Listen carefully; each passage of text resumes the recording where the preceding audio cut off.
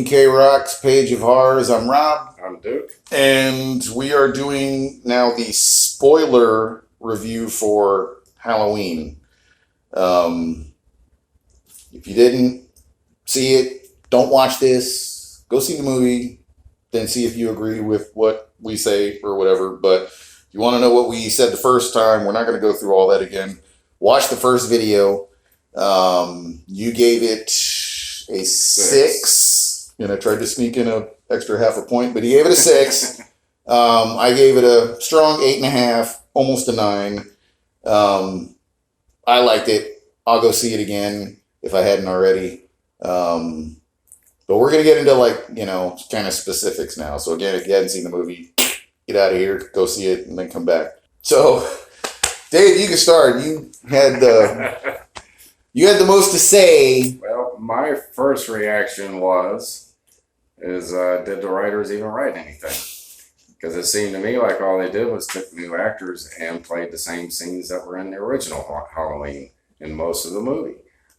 I can see that. I don't see it as blatant as that, but like the more we talk about it off camera and the more, I mean, you can give, this is the spoiler, so I mean, you can give like specific details. Well, like the whole classroom scene where... That was, okay, I'll give you that one. Yeah, Laurie Strode was in the classroom listening to the same book being reviewed. I didn't catch that as it being because... Looking out the window, and instead of seeing Michael Myers, she saw her mother. Or was her grandma. Laurie was the one that saw the Michael Myers. Her granddaughter. What I didn't notice what there, and actually you caught it, but apparently PJ Souls, who was she, Annie in the first one? Played Linda? Linda in the first one. In the first one, apparently was the teacher in the classroom. I don't think they showed her, but you heard her voice, but it said in the credits that it was PJ Souls. So props to you, PJ, for getting in this movie.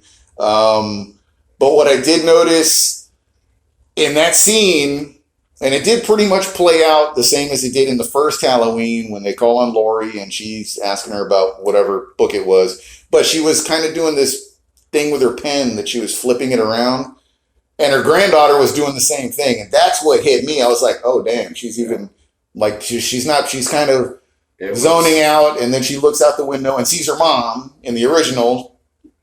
Laurie Strode sees Michael outside the window. This one, she sees not her mom. She sees her grandma standing out, kind of in the same thing. Yep. But it was the pen flip because it was basically Jamie Lee Curtis was doing the same thing. So I was like, oh, well, that's a nice little nod. That's towards the beginning of the movie. I didn't realize how many of those we were actually going to see. They didn't bother me as much as they bothered him. Yes. But what else was there? Oh, geez. I mean, there was just so many things. So many that you really, it's kind of overload to try to... I mean, I understand that this is supposed to be, 40 years later, but we don't need to have the same scenes as in the original and this one too, but with different characters. But, well, not to say that it took away from the movie. It's just something that it bothered me. I just think that they were, okay, I'm thinking of the mindset. Actually, it's 40 years after, okay, supposedly all that stuff went down in Haddonfield. They caught him at some point, which they really didn't, now that I think about it, they didn't go over, because at the end of Halloween, he disappears. They caught him at some point. Yeah. They don't really address that. Let's go back to the reporters. Oh, yeah. The reporters, they go see him at the insane asylum. They're playing with fire. And for some reason, they bring the mask, and they want to, the guy's trying to get him to speak. Well, they want his side of the story, so they think they can get him to talk. Yeah. So he's holding the mask in his face and screaming at him, Michael! And nothing. He's chained to a block in the middle of a yard that looks like a checkerboard. But they get nothing out of him. Nothing. And they pay the price for it. You see it in the trailers. The guy, he goes to work after he escapes from the bus which that bus scene also reminded me it reminded me of a different movie, not necessarily that one. Well, if you want to go to it, you could. No, I know. Okay, now I know what it is. When they go to in the first movie, I'm talking about the first Halloween, see, I'm making your point now. This sucks. When they get in the first Halloween, when they drive, when Loomis drives into the sanitarium, and the guys are kind of wandering around in the yard.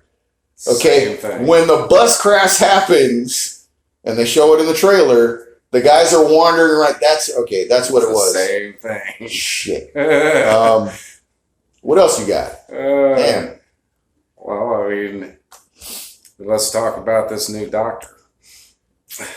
The doctor that sounds like Donald Pleasance. Yes. Supposedly. With a German accent. Supposedly, Mr. Loomis's, or Dr. Loomis's assistant or apprentice, yeah. Even though it looks to me like he's probably the same age as Pleasant was in the original movie. They made him German. They tried to change that. They made the guy German. My question is... Watch him not be German. My question is why does he want to know what it's like to kill? And why is he trying to find this out? You picked up on that. Maybe that was when I went to go get popcorn, but I didn't really... I didn't catch the part that his motivation was he wanted to know why he was killing. So that's why he wanted to know, and the reason was a little surprising later on, but he wanted to know why Michael Myers kills. Well, I guess he found out, didn't he? Because later on in the movie, he dies. He goes to town on that cop, which that's what threw me off. You know, later on when they get the granddaughter in the back of the police car. So it was the cop that was supposedly in the first movie. He was the first responder. Yeah. We'll take their word for it. The new Loomis, what was his name? Do you remember his name? I don't remember his name. Sorry, guy. We don't remember your name. I guess we should have had notes or something here with people, but them two in the car, and then Mikey Myers is standing in the middle of the road, and they happen to see him and hit him with the car, and then the doctor doesn't work. Well, I actually thought it did work because the next thing you see is the doctor popping up wearing the mask. And dragging Michael into the car. Yeah, so I'm thinking, okay, so is Michael Myers done the rest of this movie? And it's going to be the overweight doctor wearing the mask that barely fits him. But he pops up, and I'm thinking, so what are they going to... The rest of the movie is going to be the doctor chasing him around with the mask? But... Didn't go that way. Michael Myers proves again that it doesn't matter who you are, you're going to die. Yeah. Favorite kills? Favorite kills. Even though they were very similar, I'll give you that. There were some similar. Look, similar. There was a lot more blood in this than the original. Yeah, there was. Honestly, we know. There was like hardly any blood in the first one. It was more about tension. And this movie, at least to me, this movie had tension. This movie did have tension. It made you kind of, even though you were seeing some similar things to the first movie. Let's just say the kills themselves were not as similar as the original. That might happen the same situation, but... I think they were done a little better. They were a little... We know, the guy, when he's in the first movie, he stakes... What was that dude's name? To the... Linda's boyfriend. Yeah, what the hell was it? Sticks him to the door. Okay, there's another character in here. You saw it. He gets stuck to a wall or something. He gets impaled pretty good. But when I saw that, I was like, oh, that's just like and Dave's in front of me going, it's just like the first movie. I had a smile on my face, and he was gritting his teeth, apparently. But I thought it was... You were... He was shedding a lone tear. I don't want you all to think that I don't like the movie. For a Halloween franchise, this will fit in just as well as any other one that is. I think it fits in better. than some of the other crap that came out after. I didn't. 2, I like 2. 3, even though it had nothing to do with Michael Myers, it would have been a good movie on its own. They actually messed up by saying it was a Halloween movie. If they just would have released it as Season of the Witch, it would have done well back then. It's still good.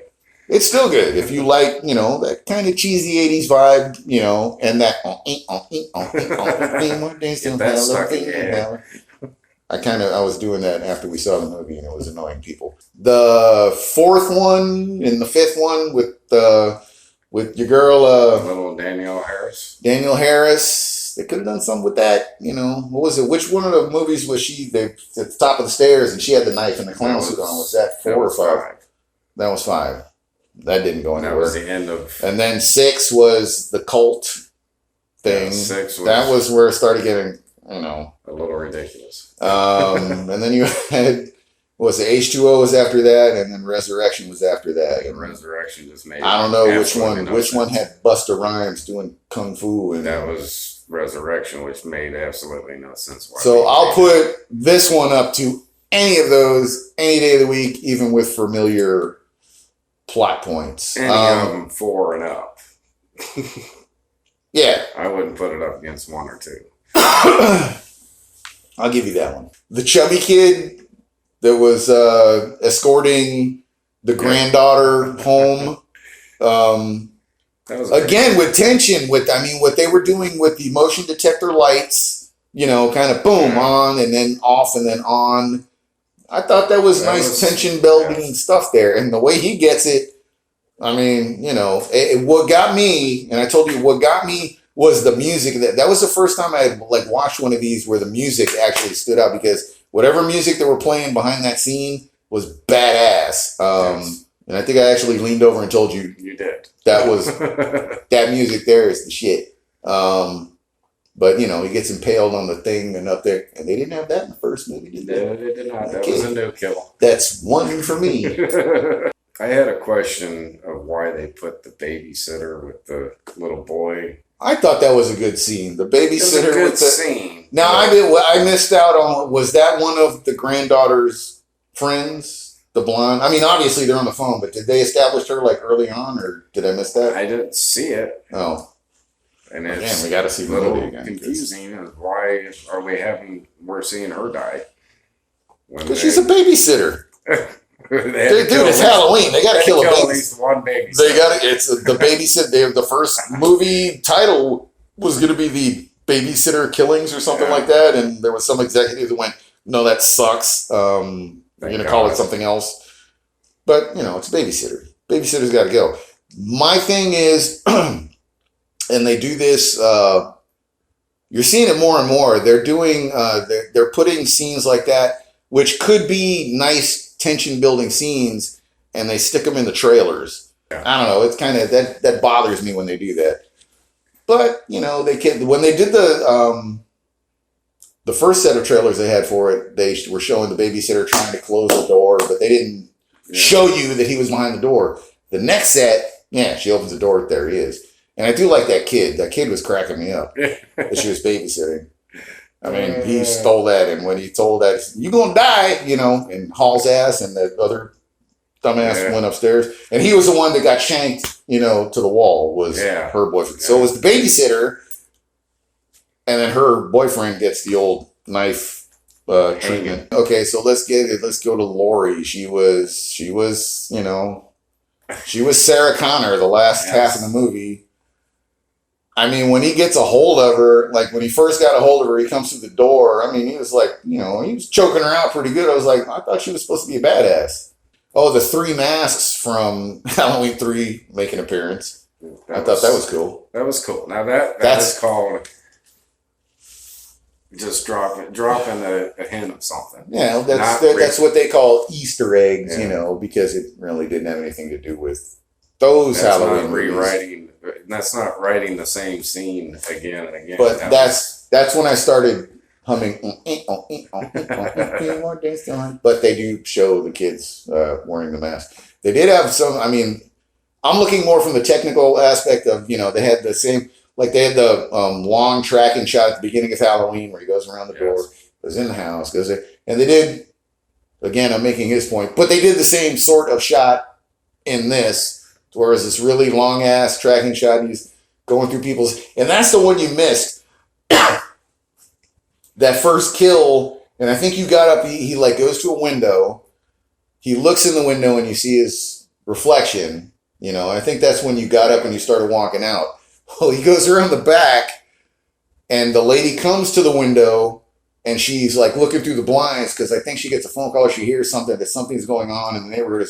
So she goes out the window, and he comes up behind her and he shanks a knife right through her neck. It pops out the front. And that was his first real, you know, and I was like, oh, and then I looked down and he's gone and I'm going, damn, he missed it.